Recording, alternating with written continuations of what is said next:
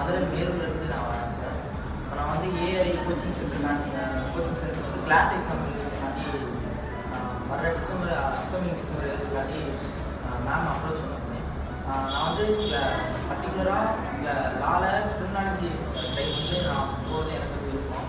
ஆனால் இப்போ வந்து மேம்கிட்ட வந்து பேசணுன்னா எனக்கு லா வந்து ஒரு ஓஷன், அதில் வந்து கிரிமினாலஜி தாண்டி கோர்ட்டு ஒரு ஹைகோர்ட்டு சுப்ரீம் கோர்ட்டுக்கு போகிறத தாண்டி இன்னும் பல ஸ்கோப் இருக்குது லா அப்படின்றத வச்சாங்க.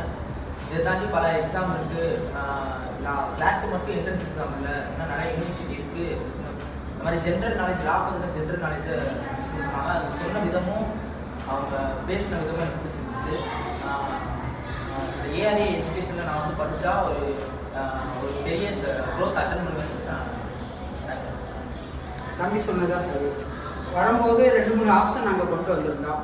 முதல்ல 4 இடத்துல பேசி பார்ப்போம் அப்படின்னு. முதல் ஆப்ஷனே எங்களுக்கு திருப்தியாக இருக்குது. ஒரு 2 நாள் மட்டும் தம்பிக்கு டைம் கொடுத்து அவங்க மைண்ட் செட்டை கொஞ்சம் ஃப்ரீயாக விட்டு கண்டிப்பாக இருந்தது.